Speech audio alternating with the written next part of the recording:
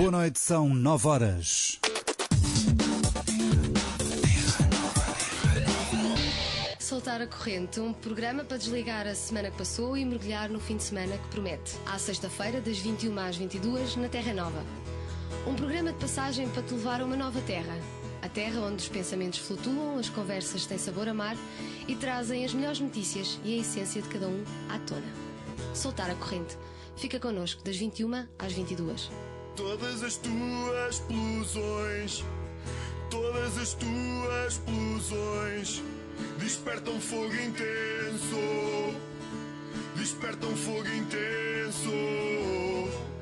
Remar, remar, soltar a corrente.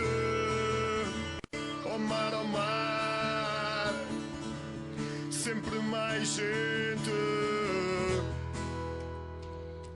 E muito boa noite, cá estamos nós, neste Soltar a Corrente, nesta sexta-feira, dia 1 de novembro, e o ano passado estaríamos num feriado, este ano não, estamos num dia normal da semana, mas ao mesmo tempo também utilizamos este dia 1 para falarmos precisamente desse tema, e por que não?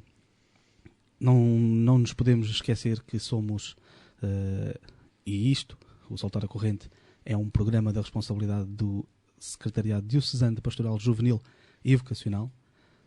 E, como tal, eu sou o João Rocha. Ao meu lado está Cátia Antunes e, na técnica, o nosso Nuno Margarido. Cátia.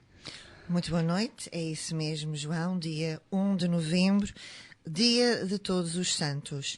Se está desse lado, em casa, a conduzir, conduza com cuidado, naturalmente, e lembre-se que é fim de semana, estamos a fazer a ponte para um fim de semana que promete, com chuva ou com sol.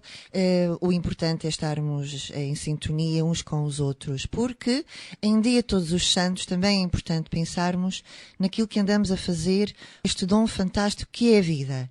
E apesar de falarmos hoje de luto, o luto será que terá um lugar pedagógico em sociedade? É isso que vamos estar à conversa hoje com o nosso convidado. Vamos apresentá-lo dentro de alguns instantes.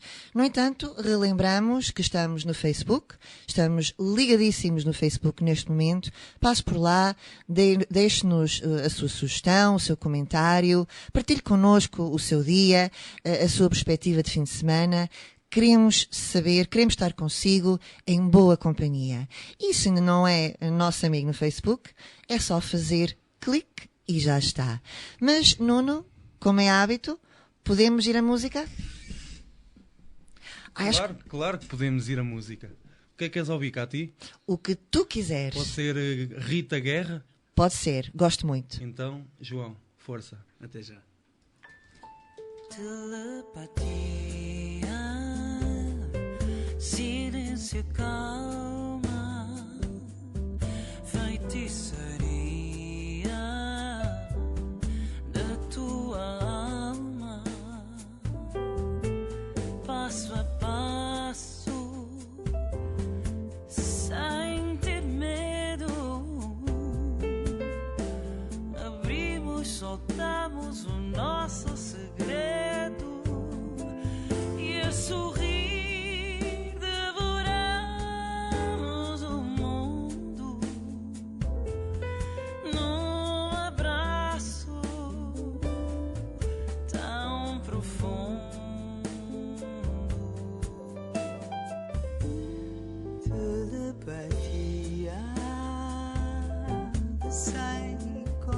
Tempo, deixei-te um dia num desalento e eu sonhava, insistia, para sempre foi pura poesia, sem pensar. Passavas do meu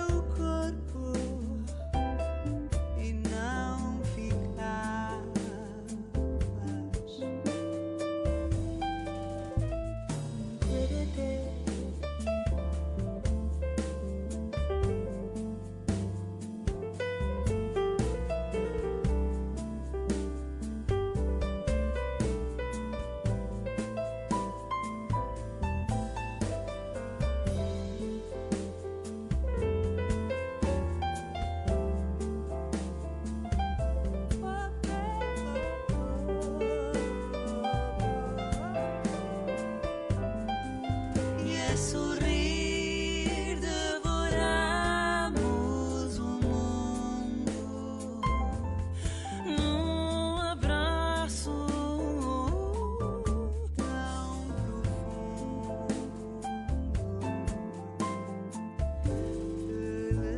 Telepatia.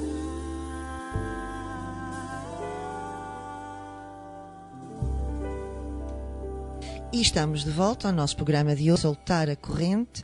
Já sabe, um programa da responsabilidade do Secretariado Diocesano da Pastoral Juvenil e Vocacional, um fundo também ao serviço da nossa Diocese e do mundo. E com este sentido de serviço, hoje trazemos um tema que nos parece muito pertinente: o luto. O que é o luto? Quais são as fases do luto? Quais são as formas de ultrapassar esta angústia da perda de alguém? É por isso que hoje convidamos um convidado muito especial, e passa a redundância, Dr. José Eduardo Rebelo é o nosso convidado de hoje. Vou apresentá-lo. É doutorado e agregado em Biologia pela Universidade de Aveiro, mestre em Psicologia da Saúde e Intervenção Comunitária pela Universidade de Fernando Pessoa e tem uma vasta bibliografia científica e de divulgação sobre a temática do luto. Para além da sua extensa bibliografia, também está ligado a algumas associações, a alguns organismos, como o Observatório do Luto em Portugal. É também fundador e vice-presidente da Sociedade Portuguesa do Estudo e Intervenção do Luto, fundador e presidente da Apelo e do Espaço do Luto. Professor José Rebelo, bem-vindo, muito obrigada por estar aqui connosco neste programa Soltar a Corrente. E, João, queres fazer a primeira pergunta? A minha pergunta acaba por ser um bocado básica.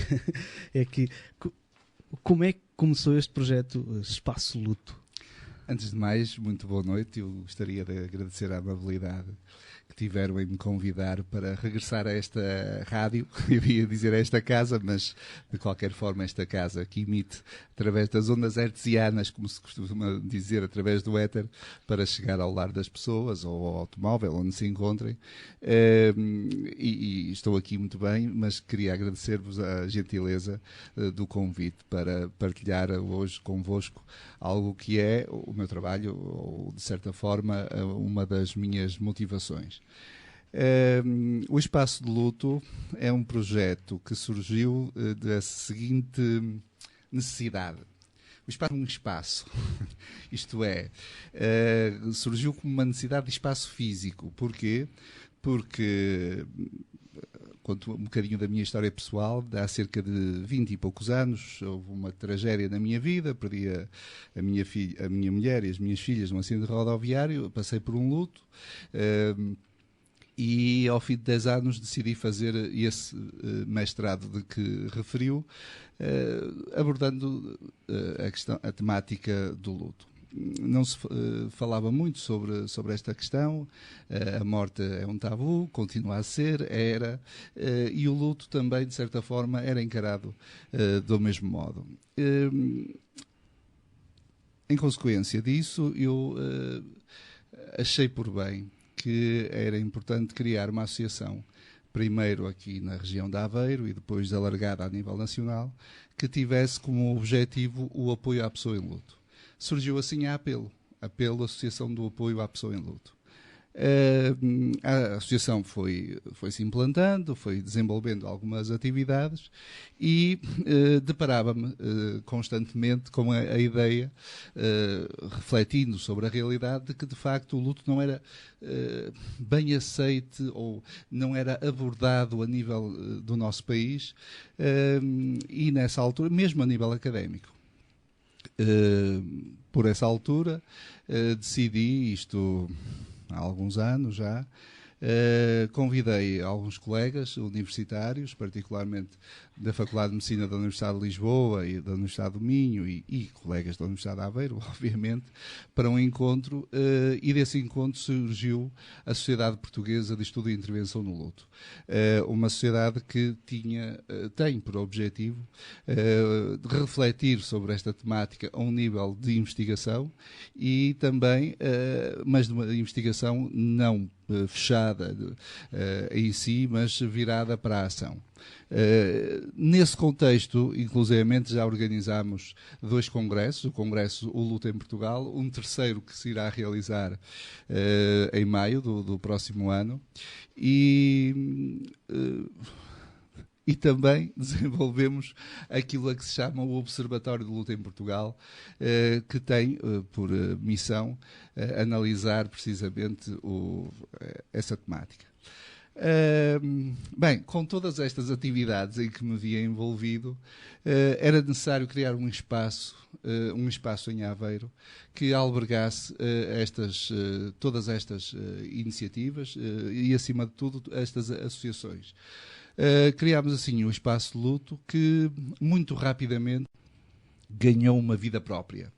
Neste momento, o Espaço Luto tem várias vertentes, desde logo o apoio à intervenção, isto é, ao apoio às pessoas em luto, em colaboração com a APEL, necessariamente. Também organiza o Congresso Luto em Portugal, e também criamos a nível nacional um curso que é para nós uma grande fonte de orgulho, que é precisamente o curso de Conselheiros de Luto. Não existia em Portugal digamos assim, essa figura de especialista no apoio a pessoas em luto, ao luto normal. Depois poderemos falar sobre o que distingue o luto normal do luto psicopatológico, e nesse contexto nós decidimos que era urgente criar um especialista a nível nacional, porque os psicólogos não têm, na sua formação, não saem especializados no apoio ao luto, nem na terapia de luto. Os técnicos de serviço social, os educadores, e o luto está nestes contextos todos, os enfermeiros, e os lutos e o lidar com pessoas em luto está nestas atividades profissionais todas. E nesse contexto nós também, o Espaço Luto, criámos o curso, que já fez há bem pouco tempo uma 7ª edição em Lisboa. Neste momento já há cerca de 40 conselheiros de luto formados em todo o país, de norte a sul. E também, para além disso, criámos alguns outros ações de formação. Ainda agora decorreu outra sobre como comunicar a morte, e também oficinas sobre o luto, de uma maneira geral. Portanto, temos uma atividade. Depois temos um grupo de investigação em estudos científicos de luto, que reúne estudantes de doutoramento e de mestrado, que também se reúne lá no Espaço Luto, ou seja, e a cooperação, obviamente. Ou seja, um leque bastante alargado, permitindo criar uma forma de excelência, como nós costumamos dizer, no sentido não só da intervenção em pessoas em luto, mas também numa perspectiva de estudo e de preparação de pessoas, de técnicos, de especialistas para o apoio às pessoas em luto. Disse-nos já há pouco que quando, portanto, começou esta sua nova missão junto às pessoas em luto, que não havia muito, a questão não era abordada na nossa sociedade portuguesa. Não havia nada há alguns anos atrás. Onde foi buscar as suas fontes?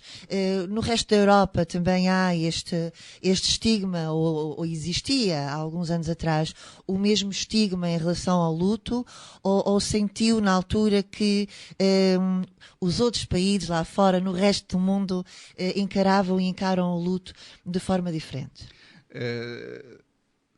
Bem, embora esta seja uma missão, uma nova, o que não significa que não mantenha a anterior. Isto é, neste momento eu sou mais bivalente, na medida em que não abdiquei dos peixes da Ria de Aveiro, continuo com projetos de investigação nesse domínio, mas às vezes costumo dizer que, ao contrário do Sermão de Santo António aos Peixes, do Padre António Vieira, que cansado dos homens viram-se para os peixes, eu às vezes digo que um pouco cansado os peixes virem agora para os homens.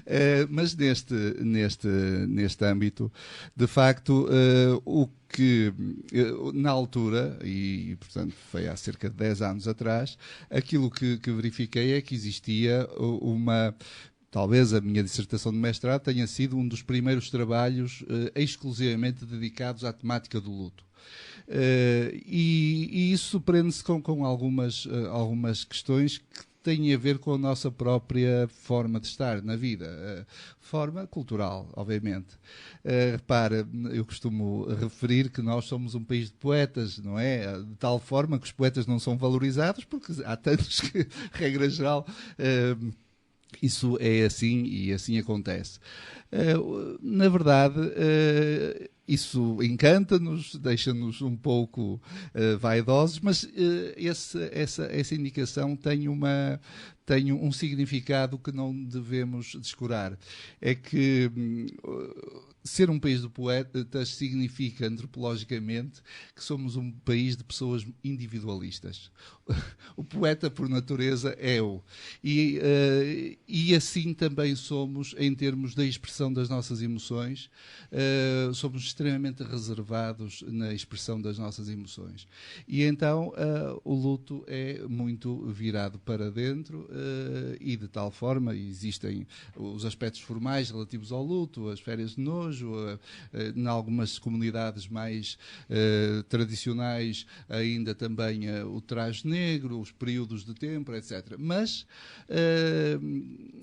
existe, de facto, e agora cada vez mais com um processo muito hedonista, de muito prazer, de muito material, as pessoas buscam muito o conforto, o bem-estar e afastar-se do sofrimento e da dor, e o luto implica necessariamente sofrimento e dor.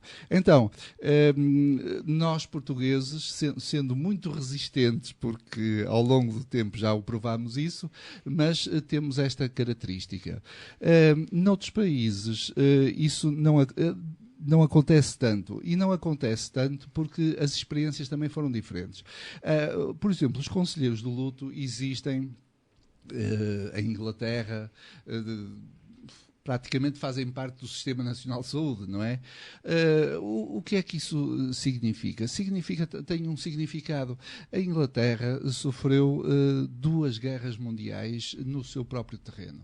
Isto é, tomemos só como exemplo a Segunda Guerra Mundial, em que devastou o território em si. As famílias, praticamente todas as famílias, ficaram em luto. Foi o país inteiro, a comunidade toda, que ficou em luto. E então era necessário tomar medidas, recuperar daquela realidade. E o investimento passou também exatamente por isso. Isto é, por dar pessoas que apoiassem o luto nessas circunstâncias e que passou a ser algo de perfeitamente natural e normal. Ora, em Portugal, com exceção do século XIX, em que houve uma guerra civil, nós, desde então, as guerras em que participámos e que tivemos não aconteceram no nosso território. Uhum. E o que acontecia, portanto, no tempo da guerra colonial, era que efetivamente saíam e voltavam no caixão, ou nem voltavam, e, portanto, era um problema da própria pessoa, da própria família. E, mais uma vez, resolvido a nível muito individual. Então, existe, de certa forma, uma resistência muito forte a abordar esta temática. E a abordagem não só de caráter na conversa ou na formação, mas também uma abordagem, de uma maneira geral, mesmo a nível académico. De qualquer forma, estão a dar-se passos e, por exemplo, a nível académico já surgem teses, já surgem dissertações sobre esta temática, que abordam esta temática, muito bem, e que é um primeiro sinal, do meu ponto de vista, muito positivo relativamente a uma abrangência mais alargada ao nível social. E, com certeza, que a nível social também isso irá mais tarde ou mais cedo acontecer. Muito bem, vamos para já fazer uma pequena pausa neste nosso Soltar a Corrente. Vamos um bocadinho à música e daqui a um bocadinho voltamos novamente à conversa com o Dr. José Rebelo. Por isso, não saia daí, ficaremos até às 10. Até já.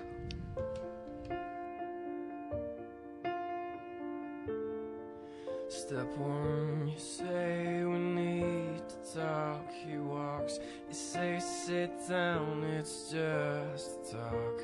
He smiles politely back at you. You stare politely right on through some sort of window to your right. As he goes left and you stay right between the lines.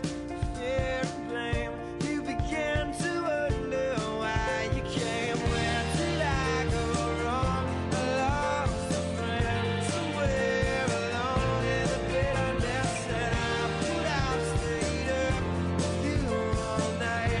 And I know how to save a life.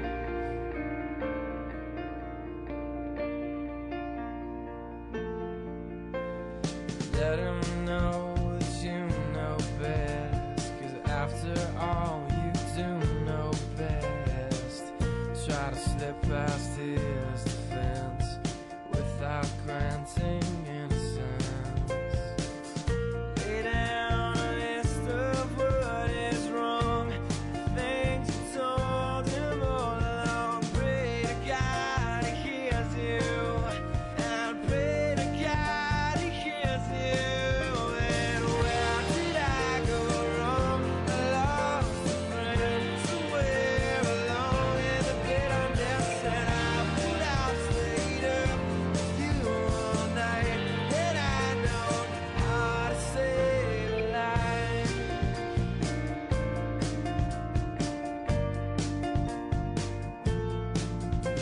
As he begins to raise his voice, you lower yours and grant him one last choice. Drive until you lose the road, a break with the ones you follow. He will do one of two things. He will admit to everything, or he'll say he's just not the same, and you'll begin to why you came. Where did I go wrong? I lost a friend somewhere along in the bitterness, and I put out straight up with you all night. And I know how to save a life. Where did I go wrong? I lost a friend somewhere along in the bitterness, and I put out straight up with you all night. And I know how to save a life.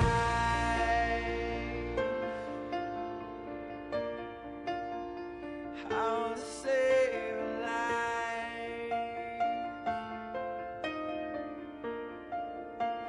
How to save a life. Where did I go wrong? I lost a friend somewhere along in the bitterness, and I put out straight up with you all night. And I know how to save a life. Where did I go wrong? I lost a friend somewhere along in the bitterness, and I put out straight up with you all night. And I know how to save a life.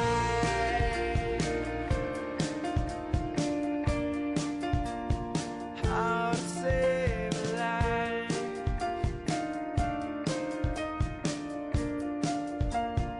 How to save a life.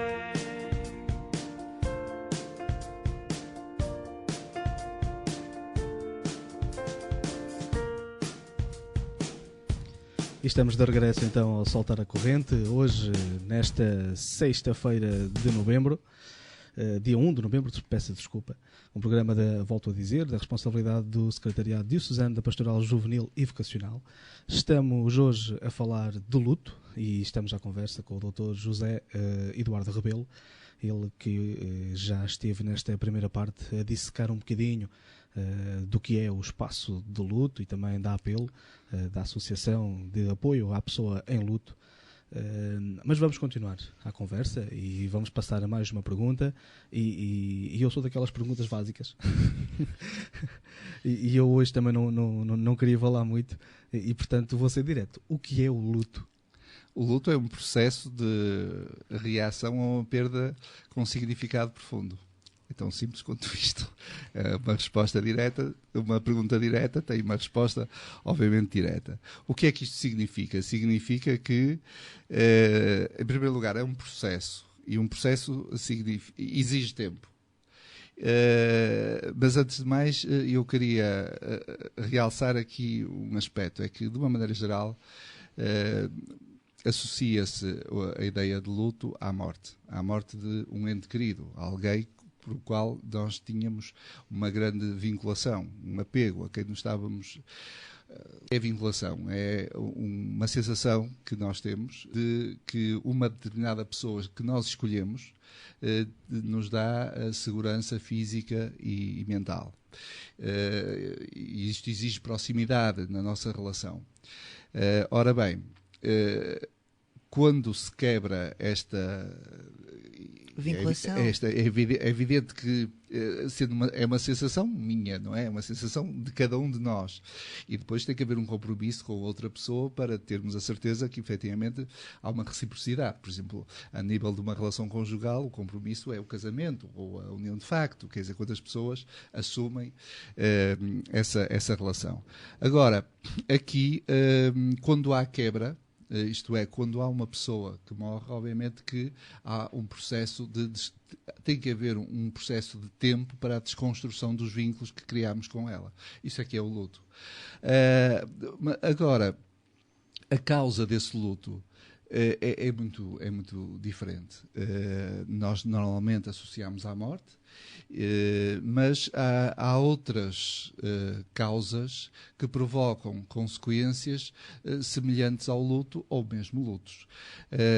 Normalmente eu costumo sintetizar em 4 causas de luto essenciais. Em primeiro é, digamos, o afastamento em relação a quebra da proximidade em relação à pessoa amada, ao ente querido, como às vezes designamos, e esse afastamento pode ser realizado de diversas formas. A morte, desde logo, mas também, por exemplo, o divórcio, portanto, a separação conjugal, chamemos-lhe assim, a imigração, que agora é um tema bastante atual. Sim. A imigração, as pessoas são obrigadas a afastar-se, e diz o povo, com razão, longe da vista, longe do coração, não é?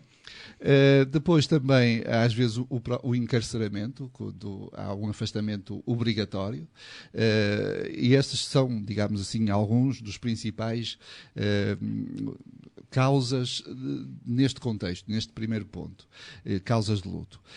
Num segundo, temos o dano ao amor próprio. Isto é, quando existe uma mutilação, a ablação do seio, todas estas, quando existe, pronto, é necessário fazer a ablação ou a amputação do membro, ou qualquer coisa desse género. Isso também é uma fonte de luto, uma causa de luto objetiva. Uma terceira é a perda de uma expectativa de afeto. E a perda da expectativa de afeto é um feto abortado, e é também o nascimento de um filho deficiente, com uma deficiência física ou uma deficiência mental. Estas causas vão provocar obrigatoriamente lutos. E, em último lugar, uma causa de luto é a desvalorização social. Isto é, que é provocada, por exemplo, por uma desvalorização económica, o desemprego, e também o não reconhecimento de habilitações, etc. Portanto, toda esta panóplia de causas vão provocar lutos. O luto, então, e regressando ao luto, efetivamente, o luto é então um processo que necessitamos, mas é mais fácil explicá-lo em relação, por exemplo, à morte, e como amanhã é o dia que normalmente é consagrado às visitas aos cemitérios, à memória de entes queridos, o dia dos finados, é um pouco mais simples e imediato, porque estamos habituados a falar de luto associado à morte. Então, o luto é esse mesmo processo, é o processo de desvinculação, isto é, em que nós precisamos de, muito lentamente, nos desvincularmos, de desatar os nós de ligação que tínhamos àquela pessoa. Isso leva-me a uma próxima questão, e que é a seguinte: o luto tem fases, como já fomos aqui conversando. Sim. Quais são as fases do luto e como é que a psicoterapia pode ajudar a pessoa em luto a ultrapassar essa sensação de perda, de angústia? Duas questões. Em primeiro lugar, a primeira, o conceito de fase. Ao longo dos anos foram surgindo várias teorias sobre o processo de luto.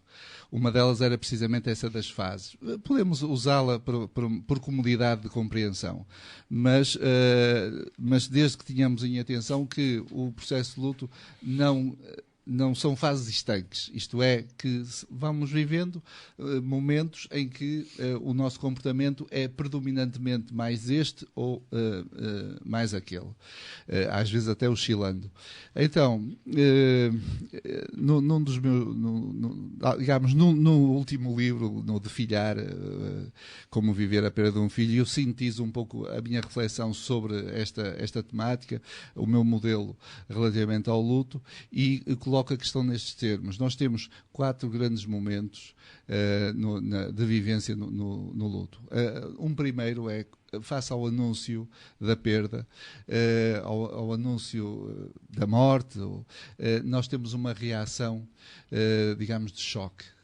Aquilo que chamamos um choque que obriga a uma negação absoluta daquela realidade. Isto é, quando alguém nos diz morreu uma pessoa amada, o teu marido, um filho, ou qualquer coisa do género, nós temos uma reação que é a de erguer todas as barreiras que temos para nos defendermos e criar um espaço de tempo para lidar com aquela realidade. E então, durante esse período, existe uma espécie de torpor. Nós balanceamos entre um torpor e um reconhecimento da realidade, porque está ali, está o morto à nossa frente, temos que o velar, temos que o enterrar, mas por um lado temos a certeza que isso acontece, e por outro lado negamos em absoluto, emocionalmente negamos aquela realidade. Então vivemos neste torpor, isto é, neste balanceamento. Depois, passado uma semana, à volta disso, isto é, quando enterramos o morto, quando quando as pessoas nos saem de casa, não é? Nós temos que deixar cair as barreiras, porque efetivamente aquilo exige de nós muita energia. E então, ao deixar cair essas barreiras, sobrevém um processo já não de negação, mas de descrença. Isto é, não é ativo o processo de negação, é um processo passivo de descrença daquela realidade. E então andamos em busca da pessoa perdida. E andamos em busca em diferentes contextos, nas roupas, nas memórias, nos objetos, falando com as pessoas que conheceram quem perdemos, por aí adiante. Quer dizer, andamos sempre calcorreando os passeios, por aí. Isto é efetivamente um desejo enorme de que de facto o tempo regresse imediatamente para trás e que aquilo que estamos a ver seja um pesadelo. Isto é, que no dia seguinte acordemos e o pesadelo tenha... Tudo bem, exatamente. Tudo ou seja, nesta altura nós desejamos que o tempo não passe antes que regresse para trás. E então esse é um momento muito complicado. de busca da pessoa perdida. Porque eu queria fazer aqui um ligeiro parênteses para explicar o seguinte: nós, de uma maneira geral, temos tendência, como seres racionais, digamos, a tentar explicar tudo o que nos acontece através da razão e ter capacidade racional para explicar tudo o que nos acontece. Está mais que provado de que o nosso comportamento é ditado apenas por, digamos, 20% ou 25% da razão. O resto é de caráter emocional. Daí que, atualmente, como vocês sabem, para ter acesso a um emprego, temos que o mais importante não é o coeficiente de inteligência, mas o coeficiente emocional. E então significa exatamente isso, é que nesta vivência, tal como na vivência da relação afetiva, a razão pesa pouco. O que pesa aqui são as emoções. E então é aquilo que nós não conseguimos controlar, mas sabemos que se passa cá dentro e que nos induz num determinado comportamento. Bem, daí que andamos à procura da pessoa perdida e para nós faz muito sentido. É fundamental vivermos, mantê-la viva dentro de nós, como costumamos dizer. O tempo vai passando e o tempo é determinante, até que num dado momento, depois de já termos percorrido tudo, acordarmos um dia com a sensação de que efetivamente é irreversível a perda. E então, nesse momento, há um período de grande angústia, porque é nessa altura que nós temos consciência racional de que, de facto, aquela sensação de segurança está irremediavelmente perdida. E isso é algo de muito perigoso. Mas nós precisamos deste tempo para chegar ali. E então, essa segurança, estando perdida, vai nos provocar, digamos, grandes explosões de raiva, grandes explosões e de raiva dirigida em determinadas direções, quando efetivamente a primeira raiva é dirigida contra a pessoa perdida. Isto parecendo às vezes chocante. Tendemos a culpar a pessoa perdida? A responsabilizar. Existem aqui dois conceitos, a culpa e a responsabilidade, não é? Mas isso é aliás, repara, quando nós temos uma relação com alguém, nós investimos muitíssimo de nós nessa pessoa. Quando a relação é efetiva, não é? É real. Nós investimos muito em relação a essa pessoa. E quando efetivamente ela morre, obrigatoriamente ela está a atrair-nos. Está a atrair aquele investimento que nós demos. Como é que me foste fazer isto, não é? Exatamente. É um investimento que tem uma retroação de prazer. Dá-me prazer a gostar daquela pessoa e ver retribuído isso. E então, só que socialmente é impossível nós... quer dizer, é impossível... é muito difícil nós assumirmos a pessoa morreu e ainda estou a responsabilizá-la por ter morrido, quer dizer, por eu estou a ser muito egoísta. E então é nessa circunstância que nós não dirigimos diretamente a raiva e acabamos por atirar as raivas em múltiplas direções, nomeadamente contra os familiares, porque, por exemplo, repara, se morre um filho, o casal, a esposa fica muito enraivecida por, de facto, ninguém lhe dar apoio naquele momento difícil, e com o marido, por exemplo. Mas o marido não pode, porque o marido está a viver o seu luto. Portanto, há aqui uma grande dificuldade de entendimento. E então há uma raiva que é dirigida, pronto, contra os mais próximos, depois há uma raiva que é dirigida contra os médicos, contra Deus, contra o guia espiritual, contra em diferentes direções, tudo. Não é? Porque no fundo o sentimento de revolta, de traição é tão forte que temos que expelir aquela energia negativa toda cá para fora. Algumas, em determinado momento também, obviamente, que sentimos que não só dirigimos para fora, como dirigimos para dentro, sob a forma de culpa.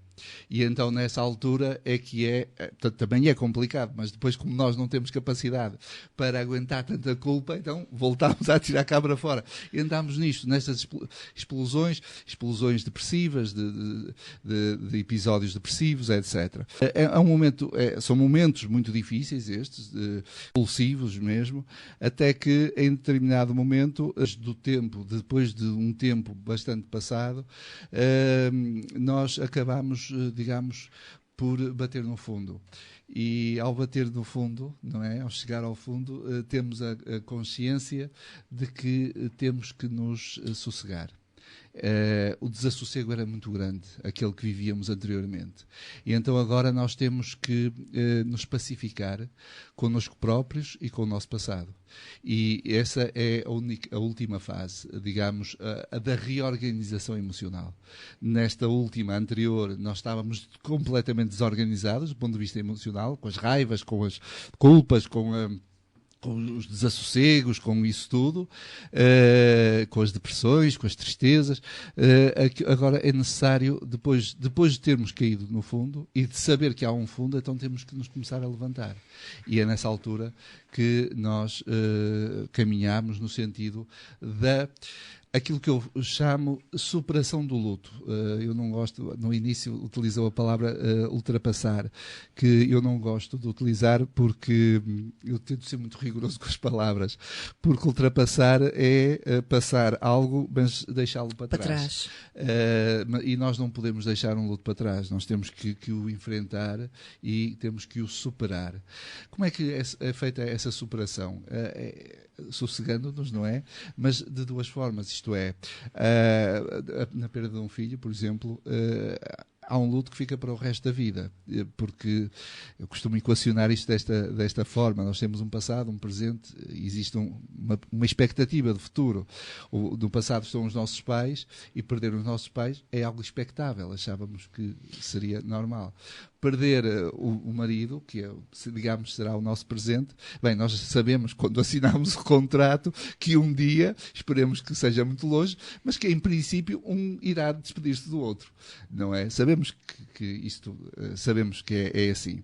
Agora, em relação a um filho, nós nunca colocamos, nunca admitimos sequer que um dia nos iremos despedir de um filho. Esperamos, sabemos, admitimos intuitivamente que será ele a despedir-se de nós. E então, quando morre um filho, morre-nos um pouco do futuro. É o nosso próprio futuro que perdemos. Embora o futuro sejam só expectativas, não é? Aliás, isto é interessante e isso tem mais uma das questões que tem a ver com a nossa sociedade ocidental. Por exemplo, sabe, em África não existe a palavra futuro. Em muitas línguas nativas não existe a palavra futuro. Foram precisamente os missionários que a levaram e, portanto, eles têm palavras para o passado e tal, e conceitos, e o futuro dizem sempre qualquer coisa parecida com o futuro, não é? Porque, efetivamente, o futuro é uma expectativa, não existe. O passado, é a história, está nas bibliotecas, não é? O futuro não existe. E a nossa expectativa é sempre de bondade. O futuro para nós, quando desejamos parabéns a alguém, é sempre que seja tudo muito bom, que tenha muitos anos, etc. Então, quando perdemos isto, perdemos essa esperança. E é muito complicada a perda de um filho. Por isso, é que vai-nos acompanhar até o resto da vida. É evidente que lá está, nós vamos superar aquele luto. E é possível superar o luto pela perda de um filho. Mas de que forma? E aqui existem duas vias. Exatamente. Agora seria a próxima questão, antes de entrarmos em novo intervalo, que é quem procurar a apelo ou o espaço do luto, com o que pode contar da vossa parte. Exatamente. Deixe-me só acabar então como é que se acaba o luto. É através de duas vias. Através da aceitação, quando, por exemplo, em relação à perda do passado ou em relação à perda do presente, uma viúva que pode casar novamente, etc., revincular-se, está a assumir uma perda e está a aceitar a perda, está a aceitar a morte de alguém. Revinculou-se, fez o luto, desvinculou-se, etc., e aceitou. Resolveu o problema. A superação do luto é feita através da aceitação. Nesses casos em que existe um vínculo continuado na perda de um filho, porque vamos viver com isto para o resto da vida, então eu não falo em aceitação. Não aceitamos, eu não aceito a perda das minhas filhas. Eu conformo-me com a perda das minhas filhas. É através de um processo chamado conformação, que é diferente, necessariamente. E é exatamente isto que que as pessoas podem encontrar na Apelo e no Espaço Luto. O que é? Podem encontrar, essencialmente, sessões de aconselhamento e grupos de entreajuda e grupos grupos de partilha. Sobre, em primeiro lugar, para não se sentirem isoladas no seu processo e poderem conversar e partilhar aquilo que é impossível, regra geral, com a família e com os amigos. Ali é um espaço, a Apelo e o Espaço Luto são um espaço onde a pessoa pode falar de si com toda a naturalidade e pode falar daquilo que mais lhe dói e que mais sofre, que a mais a faz sofrer, e que é precisamente a perda de alguém muito querido. E é feito desta forma. Nós temos conselheiros de luto que não aconselham, não dão remédio para as pessoas resolverem o seu luto. Não são tanto conselheiros, mas apoiantes no luto. Apoiam a pessoa, são especialistas. Sim, uma mão amiga, mas conhecedora da realidade do luto. Aliás, o curso de Conselheiros de Luto tem um pressuposto para frequentarem. É que as pessoas têm que ter experiência de perda. Experiência de luto, digamos assim. O que significa, à partida, que são pessoas que viveram lutos, mas que trabalharam sobre eles, que investigaram, que estudaram sobre ele, de forma a sentirem-se muito preparadas para, então, apoiarem os outros. Exatamente. Identificadas de alguma forma, não é? Identificadas absolutamente com o luto. E vamos fazer novamente uma pequena pausa. A conversa, de facto, está muito boa. Estamos aqui nas profundezas destas palavras. Falamos de afetos, falamos de sentimentos, falamos de emoções, falamos de pessoas. E é isso que queremos continuar a escutar. Por isso, não sai daí. Daqui um bocadinho voltamos. Até já. Até já. Astronauta, o meu país não deixou. Depois quis ir jogar à bola, a minha mãe não deixou. Tive vontade de voltar à escola, mas o doutor não deixou. Fechei os olhos e tentei dormir, aquela dor não deixou. Oh, meu anjo da guarda, faz-me voltar a sonhar, faz-me ser astronauta e voar. O meu quarto é o meu mundo, o ecrã é a janela. Não choro em frente à minha mãe, eu que gosto tanto dela. Mas esta dor não quer desaparecer, vai-me levar com ela. Oh, meu anjo da guarda, faz-me voltar a sonhar, faz-me ser astronauta e voar.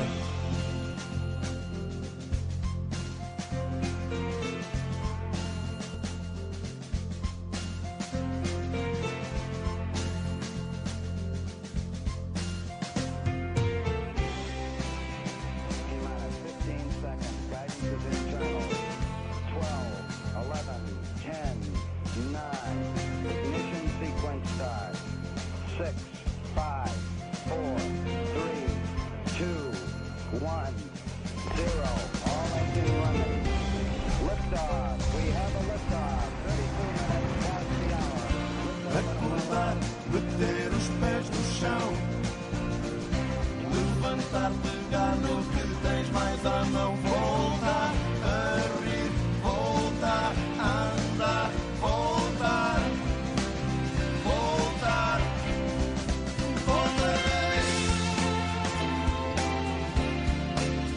voltarei,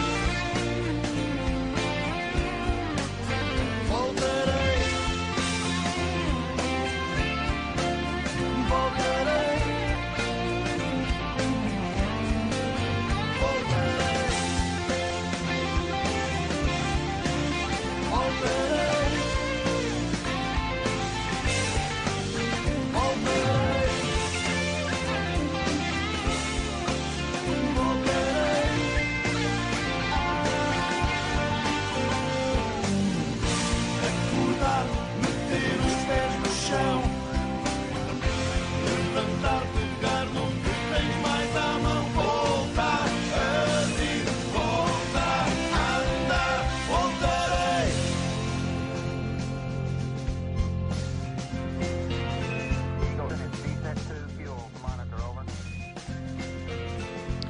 estamos de regresso nesta reta final do nosso programa de hoje. Soltar a corrente de hoje, conversando aqui com o Dr. José Eduardo Rebelo sobre o luto. E, Dr. José Eduardo, fazer-lhe uma nova questão e que é a seguinte. As pessoas que vos procuram, ou quando as pessoas vos procuram, vão no seu interior com um conflito face à sua fé, ou pelo contrário, veem na fé um consolo, uma esperança para superar esta situação do luto? De uma maneira geral, a questão da fé não é muito colocada. As pessoas que vêm ter connosco vêm desesperadas por uma perda, pela perda da pessoa amada. E nesse desespero, esse desespero é um desespero muito concreto, relativamente a questões muito concretas da sua realidade. E este desespero tanto acontece em pessoas religiosas como pessoas não religiosas, não é? E qualquer que sejam as religiões, quaisquer que sejam as profissões de fé que abracem. E é nessa perspectiva nós costumamos dizer que não essa questão não é uma que se nos coloca. Nós estamos ali para ajudar no sofrimento da pessoa. Agora, que estratégias é que a pessoa consegue porque todos nós temos estratégias para defrontarmos o sofrimento e para obviarmos o sofrimento e a dor, porque não queremos ter dores nem sofrimento, não é? Mas face a elas, e quando elas se nos impõem, nós arranjamos estratégias de sobrevivência, quase, não é? E nessas estratégias de sobrevivência há vários caminhos. As pessoas profundamente e convictamente religiosas utilizam a fé, outras revoltam-se contra a própria fé, contra Deus, contra os santos. Portanto, há diferentes caminhos de superação. E dessa forma é uma questão que nós às quais somos extremamente sensíveis, obviamente, e tentamos conjugar as suas crenças, essas suas competências e essas suas estratégias de defesa, no fundo, no processo de apoio às pessoas. Isto é, se nos aparece uma pessoa convictamente religiosa e que diz que, de facto, se sente bem com aquela realidade, porque a sua espiritualidade vai ajudando ajuda a superar, portanto, a dar passos, nós vamos ajudando. Mas, por exemplo, há situações, surgiu-me uma vez um caso, que é um caso extremo, obviamente, de uma senhora que tinha perdido o filho e o marido num acidente de trabalho, e apareceu-nos, passado um mês ou uma coisa desse género, dizendo: isto tenho tudo absolutamente resolvido, porque pronto, eu li a Bíblia, tenho não sei o que arranjou uma estratégia e, portanto, está resolvido. E lendo aquilo, resolvi isto tudo e, portanto, o meu luto está feito. É absolutamente um caso que era de tal forma o processo de medo e de receio que racionalmente ela tinha arranjado uma solução, mas tinha arranjado um processo de defesa face a uma avalanche. Ela tinha medo de defrontar. De encarar. Ela tinha medo de defrontar e então inconscientemente arranjou aquela forma. E, portanto, o que não significa que essa pessoa mais tarde, depois, não tivesse que muito lentamente e muito devagar ter que se defrontar com essa realidade. Voltar atrás e retomar o processo. Dr. José, tem um site, tenho aqui, www.espaço, sem cedilha, portanto, espacodoluto.pt, e também tem um espaço, uma casa em Aveiro. Quem vos precisar de procurar, onde vos pode encontrar? Na Rua do Canto, que é uma rua, na Rua do Canto, número 10A, em Aveiro, que é bastante discreta, mas que fica ali perto da GNR, há uma rua, a Rua Almirante Canto dos Reis, que fica entre a GNR e a estação da CP, e nessa rua, a seguir à casa, precisamente, da Diocesana, não é? Exatamente. Vindo da estação, depois há uma ruazinha à direita muito, muito pequenina, e é essa, precisamente. Tem horário de atendimento? Estamos entre as 9 e as 6 da tarde, estamos Estão lá. por lá. Estamos lá. E temos o site, o espacoluto.pt, ou o site da Apelo, apelo.pt, e aí as pessoas, por exemplo, se quiserem pedir apoio, vão à Apelo e aparece lá no site pedido de apoio, clicam, preenchem um pequeno formuláriozito, e depois ao telefone, tem um telefone 234 047 507, é assim. Muito bem.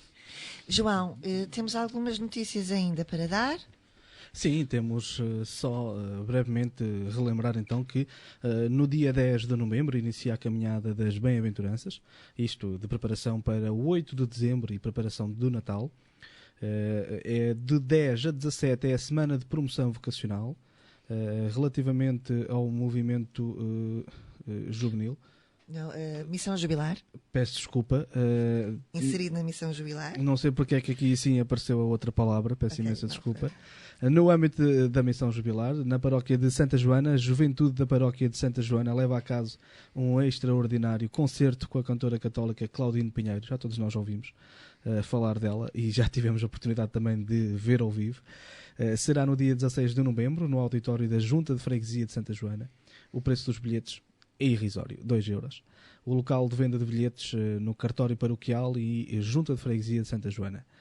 Poderá fazer também reservas através do Facebook. Isto tem como apoio a Paróquia de Santa Joana e Junta de Freguesia de Santa Joana. Muito bem, e ainda temos alguns minutos para partilhar convosco em casa a frase bíblica. A frase bíblica para hoje escolhemos uma passagem do Evangelho de João e que nos diz assim: Eu vim para que tenham vida e a tenham com abundância. Eu sou o bom pastor. O bom pastor dá a vida pelas suas ovelhas. Professor, muito obrigada por estar connosco aqui hoje. Ficaram muitas mais perguntas por fazer, muitas mais perguntas por fazer. Teríamos aqui vontade de ficar mais um bocadinho e ficar à conversa consigo, porque de facto haverá tanto para irmos descobrindo e conversando sobre este tema, que apesar de tudo ainda continua a ser um bocadinho tabu na nossa sociedade, não é? E é preciso dizer aos nossos ouvintes em casa, não tenham medo nem vergonha de pedir ajuda. Exatamente. Dirijam-se, telefonem, escrevam-nos, enviam-nos um e-mail. Por uma das vias quaisquer, devem comunicar com a Apelo ou com o Espaço de Luto, no sentido de não vale a pena nós do nosso processo de luto ser tão penoso e tão demorado. Vai ser sempre um processo de sofrimento e vai exigir tempo. Mas há formas de o fazer de modo menos doloroso e demorar menos tempo. Claro. Doutor, foi um prazer mais uma vez, muito obrigado. Muito obrigado. Fica então o convite para a próxima sexta-feira, voltaremos a estar aqui em estúdio com mais uma grande conversa. Por isso, já sabe, próxima sexta, às 9, 105, Rádio Terra Nova. Para todos então, um abraço do tamanho do mundo. Um excelente fim de semana e contamos consigo na próxima sexta-feira. Até lá, Até lá. Um grande beijinho. Bittersweet this would taste. Never mind, I'll find someone like you. I wish who, I wish who, I wish who, I wish who, I wish who, I wish who.